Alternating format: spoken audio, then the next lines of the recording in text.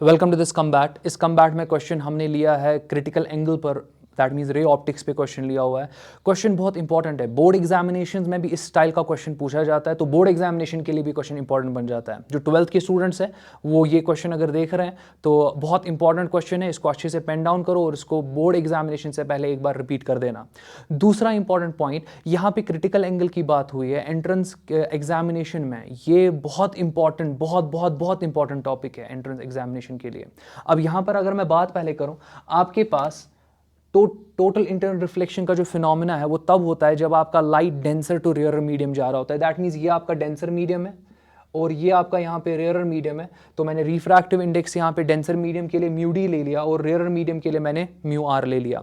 अब जब आप यहाँ पर लाइट को इंसिडेंट करोगे at an angle known as critical angle, that is theta C, आप देखते हो कि आपका जो लाइट है वो सरफेस को गेज करता है। दैट मींस यहां पर अपॉन रिफ्रैक्शन आपका लाइट सरफेस को क्या करेगा, गेज करेगा।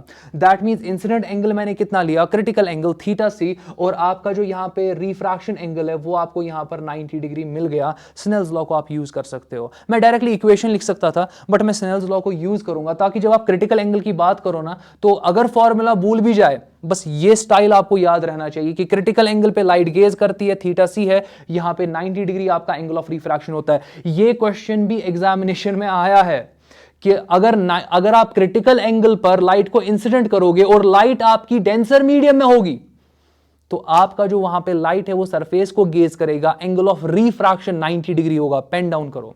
और एक इंपॉर्टेंट पॉइंट यहां पर देख लो, स्नेल्स लॉ अप्लाई कर सकते हो ना इस पॉइंट पे। अगर स्नेल्स लॉ अप्लाई करना है, कुछ नहीं करना है, रिफ्रैक्टिव इंडेक्स कितना है, म्यू डी, इस मीडियम की बात करते हैं, रिफ्रैक्टिव इंडेक्स कितना है, म्यू डी। अच्छा, एंगल नॉर्मल के साथ कितना एंक्लोज हो रहा है, नॉर्मल के साथ कितना एंक्लोज हो रहा है, थीटा सी, आप यहां पर साइन ऑफ थीटा सी लिख दो। इट इज इक्वल टू, जरा दूसरे मीडियम की बात करते हैं, दूसरे मीडियम में आपका रिफ्रैक्टिव इंडेक्स कितना है, म्यू आर। यहां पर कितना एंगल आपके नॉर्मल के साथ, ये देख लो, नॉर्मल के साथ आपका लाइट रे कितना एंगल एनक्लोज कर रहा है, 90 डिग्री, आप यहां पर साइन 90 लिख सकते हो। अब यहां पर इंपॉर्टेंट पार्ट ये है कि आपका जो साइन थीटा सी आ जाएगा, it is equal to mu R divided by mu D, और यहां पर साइन 91 के बराबर होता है। दैट मींस आपके पास साइन ऑफ क्रिटिकल एंगल जो होता है, it is simply mu R by mu D. इस स्टाइल को याद रखो।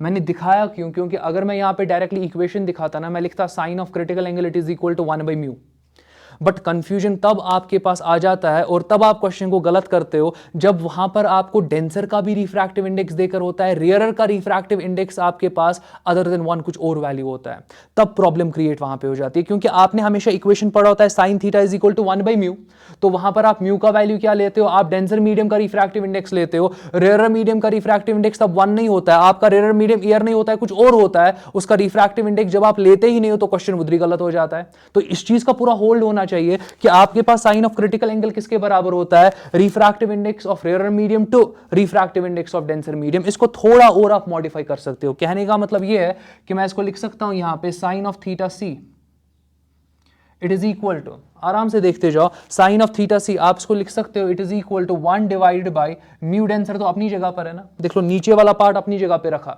न्यूमरेटर वाला पार्ट उसकी जगह 1 लिख दिया। दैट मींस आप यहां पर लिखोगे यहां R, this is refractive index of denser medium with respect to rarer medium.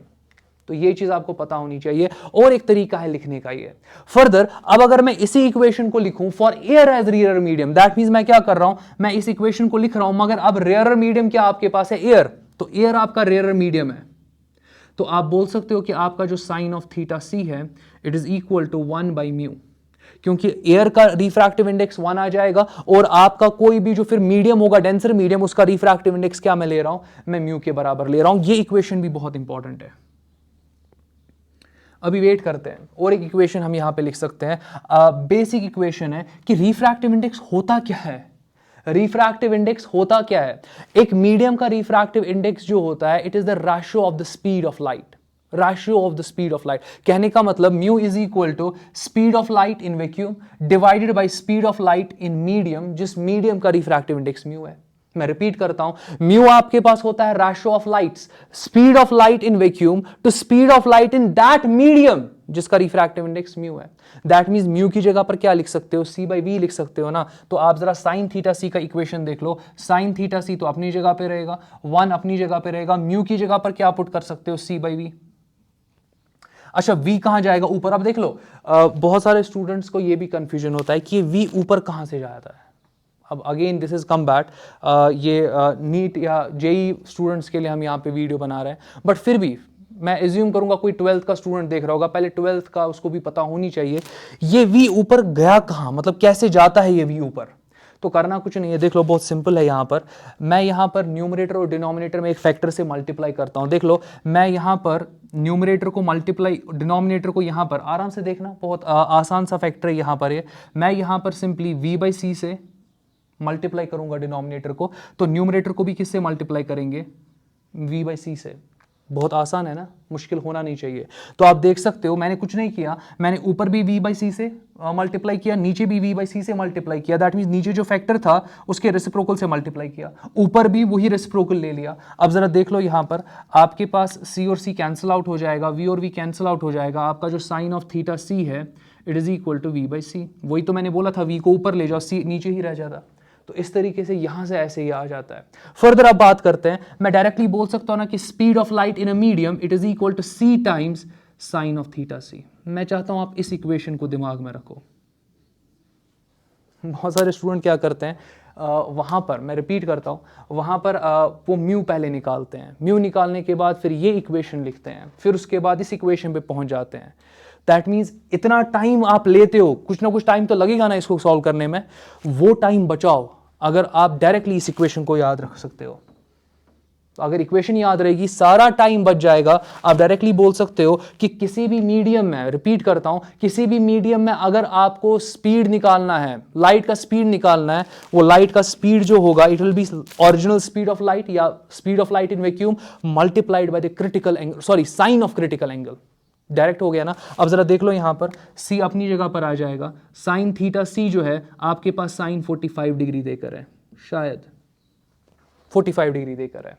That means आपके पास यहां पर जो v का वैल्यू आपको मिलेगा it is equal to sine 45 होता है 1/√2, c का वैल्यू है 3 × 10⁸ मीटर पर सेकेंड। इस इक्वेशन को पेन डाउन करो अपनी कॉपी पे। आपका प्रिपरेशन होना चाहिए इस स्टाइल का, ना कि इस स्टाइल का कि आप पहले यहां से ये चीजें ढूंढो, फिर उसके बाद ये इक्वेशंस इवैल्यूएट करो और फाइनली इस आंसर पे पहुंचो। नहीं, ये आपका अप्रोच नहीं होना चाहिए। आपका प्रिपरेशन और आपका अप्रोच ये होना चाहिए, डायरेक्ट पता है आपको बोला गया है कि speed of light in medium find करो, ठीक है, it is equal to c times sine of theta c, हो गया। और यहां पर फर्दर देख लो, यहां पर c का वैल्यू मैंने 3 × 10⁸ पुट कर दिया, साइन 45 1/√2 होता है। दैट मींस आपका जो speed of light in the medium जिसके लिए आपका क्रिटिकल एंगल 45 डिग्री है, it will be equal to 3/√2 into 10⁸ metre per second. ये आपका आंसर आ जाएगा। क्वेश्चन बहुत आसान है। अब जिसको बहुत अच्छे तरीके से ये फॉर्मूला पता होगी ना, तो वो तो विद इन सेकेंड ये क्वेश्चन सॉल्व कर सकता है, with in 2 to 3 second solve कर सकता है। तो यहां पर अगर ऑप्शन की बात करें, ऑप्शन बी यहां पर सही होगा। नेक्स्ट कम्बैट में मिलते हैं।